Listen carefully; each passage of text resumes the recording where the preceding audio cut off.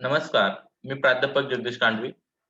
आजच्या या लेक्चरमध्ये खडक आणि खडकाचे प्रकार सविस्तरपणे समजून घेणार आहोत किंवा त्याचा अभ्यास करणार आहोत. खडकांचे प्रकार बघण्यापूर्वी खडकाची जी संकल्पना आहे, प्रथमतः ती समजून घेऊयात, की साधारण भूगर्भशास्त्रीय अभ्यासावरून असं लक्षात येतं, की खडकामध्ये साधारण सिलिकाचं जे प्रमाण आहे, ते सिलिकाचं प्रमाण सर्वाधिक प्रमाणात आढळतं.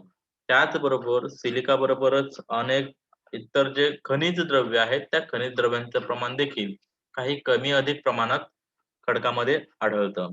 त्यावरून असं एक आपण व्याख्या तयार करू शकतो, की खडक म्हणजे खडक निर्मितीची क्षमता असणाऱ्या खनिजांचे मिश्रण किंवा दुसरी अशी व्याख्या तयार करू शकतो, की खडक म्हणजे खनिजांचे संमिश्रण होय. किंवा या व्यतिरिक्त स्क्रीनवरती आपल्याला एक दुसरी पण व्याख्या दिलेली आहे, की भूपृष्ठावरील अतिशय कठीण अशा दगडापासून तर अतिशय मृदू अशा बारीक मातीपर्यंत सर्व पदार्थांचा समावेश खडक या संज्ञेमध्ये केला जातो. खडकांची उत्पत्तीनुसार वर्गीकरण बघणार आहोत. त्यामध्ये नंबर 1 अग्निजन्य खडक, नंबर 2 गाळाचे खडक किंवा स्तरित खडक आणि नंबर 3 रूपांतरित खडक. हे जे काही खडकांचे प्रकार आहेत, ते खडकांचे प्रकार बघण्यापूर्वी खडक चक्र हे आपण या ठिकाणी समजून घेणार आहोत.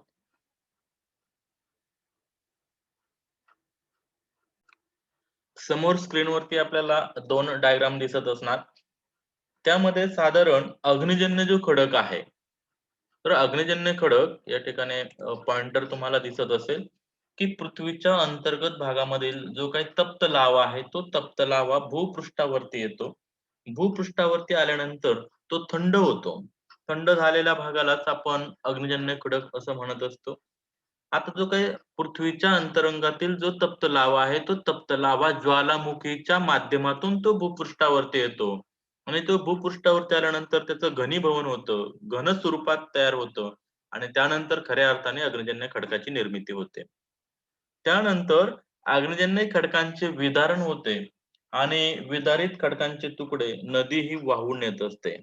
म्हणजे या अग्निजन्य खडकांचे विदारण झालं, की विदारण झाल्यानंतर नदी, नाले किंवा पाण्याच्या माध्यमातून हे विदारण समुद्रात वाहून नेलं जातं. समुद्राचा जो तळ आहे, त्या तळावर संचयन होतं. म्हणजे थरावर थर, थरावर थर असं संचयन होतं आणि संचयन झाल्यानंतर खऱ्या अर्थाने या ठिकाणी स्तरित खडकाची निर्मिती होत असते. किंवा आपण त्याला असंही म्हणू शकतो, की गाळाच्या खडकाची निर्मिती या ठिकाणी होत असते. त्यानंतर भूकवचाच्या हालचालीमुळे गाळाचे जे खडक आहेत, ते गाळाचे खडक हे खोलवर जातात. या ठिकाणी जो पॉइंटर आहे, तो पॉइंटर बघू शकतात. ते गाळाचे खडक जर खोलवर गेले, तर खोलवर गेल्यानंतर तेथील प्रचंड असा जो दाब आहे आणि खालच्या बाजूने येणारी जी उष्णता आहे, या दोघांमुळे खडकांचे स्वरूप बदलत असते आणि ते स्वरूप बदलल्यानंतर खऱ्या अर्थाने या ठिकाणी रूपांतरित खडकाची निर्मिती होत असते. त्यानंतर रूपांतरित खडक भूकवचाच्या हालचालीमुळे एकतर भूपृष्ठावरती येतात किंवा खोलवर जाऊन ते वितळतात. म्हणजेच ते एक मॅग्माचा भाग बनतात. अशा प्रकारे जो खडक चक्र आहे, तो खडक चक्र या ठिकाणी चालू राहतो. समोर स्क्रीनवरती दुसरी पण आकृती दिसत असेल, की या ठिकाणी ज्वालामुखीच्या माध्यमातून अग्निजन्य खडकाची निर्मिती होते. अग्निजन्य खडकाची निर्मिती झाल्यानंतर या ठिकाणी विदारण होताना दिसतंय. विदारणानंतर या ठिकाणी जे गाळाचं खडक आहे, त्या गाळाच्या खडकाची निर्मिती होते.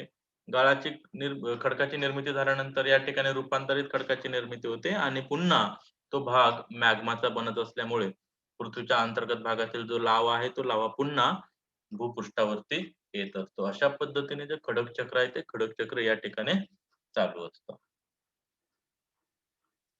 आपण जे काही अग्निजन्य खडकाचे प्रकार बघतो, त्या खडकाचे जे प्रकार बघतो, ते खडकाच्या प्रकारामध्ये नंबर 1 जो आहे, तो अग्निजन्य खडक. तर अग्निजन्य खडक कशाला म्हणतो? तर पृथ्वीच्या अंतर्गत भागामध्ये जो तप्त लावा आहे, तो तप्त लावा भूकवचावरती ज्वालामुखीच्या माध्यमातून वरती येतो. वरती आल्यानंतर तो थंड होतो आणि थंड झालेल्या भागालाच किंवा थंड झालेल्या पदार्थालाच आपण अग्निजन्य खडक असं म्हणत असतो. किंवा थोडक्यात सांगायचं ठरलं तर जे शिलारस आहे, त्या शिलारसाचे घनीभवन होऊन खडक तयार होतात. त्यांना देखील आपण अग्निजन्य खडक असं म्हणत असतो. अग्निजन्य खडकाचे 2 उपप्रकार पडतात. एक बहिर्निर्मित अग्निजन्य खडक आणि दुसरं आंतरनिर्मित अग्निजन्य खडक. बहिर्निर्मित किंवा भूपृष्ठावरील अग्निजन्य खडक कशाला म्हणतो? तर पृथ्वीच्या अंतर्गत भागातील जो तप्त लावा आहे, तो तप्त लावा ज्वालामुखीच्या माध्यमातून भूपृष्ठावरती येतो आणि भूपृष्ठावरती आल्यानंतर तो थंड होतो. थंड झाल्यानंतर त्याचं घनीभवन होतं आणि घनीभवन झाल्यानंतर खऱ्या अर्थाने बहिर्निर्मित अग्निजन्य खडकाची निर्मिती होते किंवा त्याला आपण ज्वालामुखी खडक असं देखील म्हणत असतो. नंबर 2 जे आहे ते अंतर्निर्मित अग्निजन्य खडक. बहिर्निर्मितीच्या अगदी अपोझिट, अगदी विरुद्ध, की पृथ्वीच्या अंतर्गत भागातील जो तप्त लावा आहे, तो तप्त लावा भूपृष्ठावरती न येता पृथ्वीच्या अंतर्गत भागातच तो थंड होतो.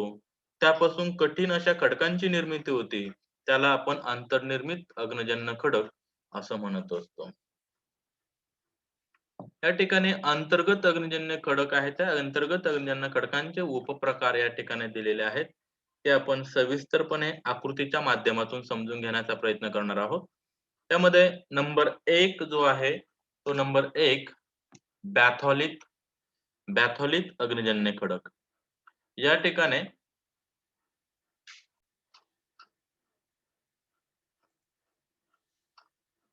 या ठिकाणी बॅथॉलिथ खडक जो आहे, हा जो काही भाग आहे, हा बॅथॉलिथ खडक म्हणून आपण ओळखत असतो. स्क्रीनवरती तुम्हाला दिसत असेल, की पृथ्वीच्या अंतर्गत भागात शिलारसापासून तयार झालेला जास्त विस्ताराचा अवाढव्य जो भाग आहे, तो अवाढव्य भाग हा घुमटाकार पद्धतीचा आहे किंवा घुमटाकार आकाराचा असल्यामुळे साधारण अग्निजन्य खडकालाच आपण बॅथॉलिथ खडक असं देखील म्हणत असतो. किंवा दुसऱ्या शब्दात सांगायचं ठरलं तर पृथ्वीच्या अंतर्गत भागामध्ये अवाढव्य असा विस्तार असलेला आणि ओबड-धोबड असा विस्तार असलेला जो भाग पृथ्वीच्या अंतर्गत भागामध्ये शिलारसामुळे तयार झालेला आहे, त्याला आपण बॅथॉलिथ खडक असं देखील म्हणू शकतो. त्यानंतर नंबर 2 लॅकॉलिथ. या ठिकाणी बघा, हा जो काही भाग आहे याला आपण लॅकॉलिथ खडक असं म्हणत असतो. तर लॅकॉलिथ खडक कशाला म्हणतो? तर पृथ्वीच्या अंतर्गत भागातील जो तप्त लावा आहे, तो तप्त लावा वर येण्याचा प्रयत्न करत असताना काही ठिकाणी साधारण घुमटाकार वर उचलले जातात. त्यामुळे अंतर्गत भागामध्ये जी पोकळी निर्माण होते, त्या पोकळीमध्ये शिलारस या ठिकाणी थंड होतो आणि थंड होऊन घुमटाकार पद्धतीचा जो आकार किंवा खडक तयार होतो, त्याला आपण लॅकॉलिथ असं म्हणत असतो. या ठिकाणी बघा, हे जो आहे हे लॅकॉलिथ आहे. म्हणजे त्याचा जो आकार आहे तो साधारण घुमटाकार पद्धतीचा आहे म्हणून आपण त्याला लॅकॉलिथ असं म्हणत असतो. नंबर 3 डाईक. या ठिकाणी डाईक बघा. डाईक हा साधारण हा देखील डाईकमध्ये त्याचं कन्व्हर्टेशन होऊ शकतं किंवा हे देखील आपण डाईक म्हणून संबोधू शकतो. की डाईक कशाला म्हटलं जातं? की भूकवचाच्या खाली असलेल्या खडकांच्या उभ्या भेगात जे शिलारस थंड होतात आणि थंड होऊन तिथे ज्या खडकांची निर्मिती होते, त्या खडकांनाच किंवा त्या उभ्या खडकांना डाईक असं म्हणत असतो. या ठिकाणी बघा, समजा हे जे भाग आहे याला आपण डाईक असं म्हणू शकतो. याला देखील आपण डाईक असं म्हणू शकतो. त्यानंतर सील. या ठिकाणी बघा सील, सील किंवा सील म्हणजे साधारण सील कशाला म्हटलं जातं? तर पृथ्वीच्या अंतर्गत भागामध्ये जे काही 2 खडकांतील जे काही आडव्या भेगा आहेत, त्या आडव्या भेगात शिलारस साठल्यानंतर समांतर खडक तयार होतो. त्याला आपण सील किंवा सीट असं म्हणत असतो. समोर स्क्रीनवरती दिसत असेल सील किंवा सीट आपण कशाला म्हणत असतो. त्यानंतर स्टॉक. आता जो काही स्टॉक आहे, तो स्टॉक कशाला म्हटलं जातं? समोर एक दुसरी जी डायग्राम आहे, ते डायग्राम वरतून आपण स्टॉक हे समजून घेण्याचा प्रयत्न करणार आहोत.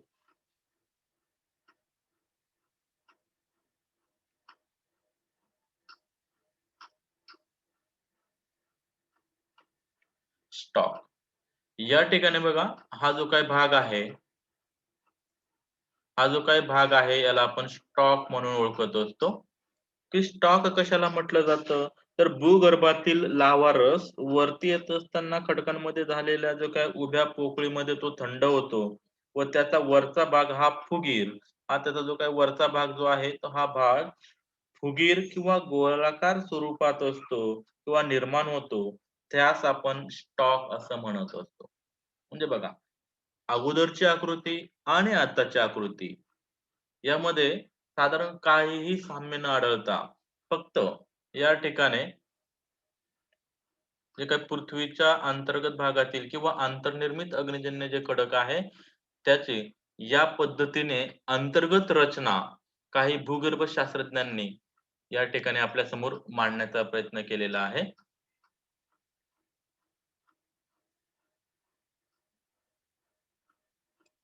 यानंतर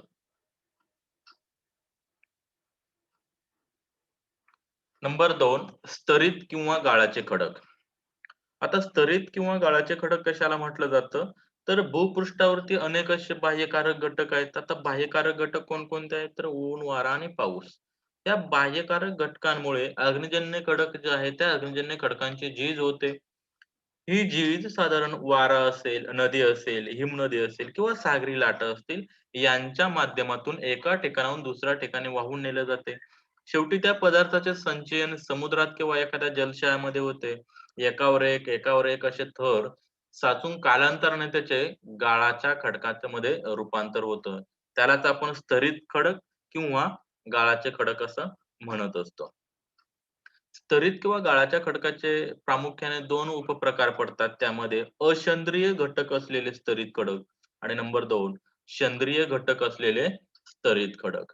त्यापैकी आपण पहिला प्रकार बघणार आहोत, की असेंद्रिय घटक असलेले स्तरित खडक कशाला म्हटलं जातं किंवा त्याच्यामध्ये कोणकोणते खडकाचे प्रकार आहेत. त्यामध्ये नंबर 1 असेल वालुकाश्म खडक. आता वालुकाश्म खडक कशाला म्हटलं जातं? तर बाह्य घटकांद्वारे झालेलं जे काही उत्खनन आहे, त्या उत्खनामध्ये जर वाळूचं प्रमाण जास्त असेल व साधारण जलाशयाच्या तळभागावर संचयन होऊन खडकाची निर्मिती झाली असेल, तर त्यांना आपण वाळूचे खडक म्हणत असतो. यामध्ये साधारण क्वार्टजचे प्रमाण सगळ्यात जास्त असते. तसेच त्याच पद्धतीने त्यामध्ये साधारण सिलिका असेल, आयर्न ऑक्साईड असेल, चिकणमाती असेल किंवा कॅल्शियम असेल इत्यादींचे पदार्थ किंवा इत्यादींचे कण किंवा पदार्थ एकमेकांना चिकटून हे एकसंध होतात व वालुकाश्म खडकाची निर्मिती होते. नंबर 2 पंकनिर्मित खडक. आता पंकनिर्मित खडक कशाला म्हणतो? तर भूपृष्ठावरील जे काही जलप्रवाह आहेत, ते जलप्रवाह आपल्याबरोबर माती व इतर पदार्थांचे सूक्ष्म कण हे वाहून आणत असतात आणि नदीच्या संत प्रवाहात किंवा समुद्रात पाण्यात हे कण गाळाच्या रूपाने तळाशी साचतात. कालांतराने त्याच्यावरती दाब पडला जातो आणि दाब पडल्यानंतर कालांतराने पंकनिर्मित खडकाची निर्मिती होत असते. दुसरा घटक जो आहे तो सेंद्रिय घटक असलेले स्तरित खडक, त्यामध्ये चुनखडीचे खडक किंवा प्राणीजन्य खडक. साधारण हे जे खडक जे आहेत, हे खडक मृत प्राण्यांचे जे सांगाडे आहेत, शंख असेल किंवा शिंपले आहेत, यापासून तयार होणाऱ्या जो चुन्यापासून तयार झालेले असतात. म्हणजे यामध्ये साधारण कॅल्शियम कार्बोनेटचे प्रमाण सर्वाधिक असते. त्याचबरोबर प्रवाळ असेल, कीटक असेल, यापासून तयार होणाऱ्या खडकास प्रवाळ खडक असंही म्हटलं जातं. आणि या कीटकाचे वास्तव्य हे साधारण उथळ समुद्रामध्ये जास्तीत जास्त असतं. यापासून साधारण चून खडकाची निर्मिती होत असते. त्यानंतर नंबर 2 जे आहे ते वनस्पतीजन्य खडक, की वनस्पतीजन्य खडक कशाला म्हणतो? तर पृथ्वीच्या अंतरंगातील हालचालीमुळे जे काही भूपृष्ठावरती मोठमोठी अरण्य आहेत, ती भूपृष्ठाखाली गाडली गेलेली आहे. त्यावरील जो भूकवचाचा अतिदाब आहे, त्याचप्रमाणे अंतरंगातील अतिउष्णता आहे, यांचा संयुक्त परिणाम होऊन त्याचे रूपांतर हे दगडी कोळशामध्ये झालेले आहे. म्हणजेच खऱ्या अर्थाने वनस्पतीजन्य जे खडक आपण म्हणतो, तो खडक म्हणजेच दगडी कोळसा. त्यानंतर बघणार आहोत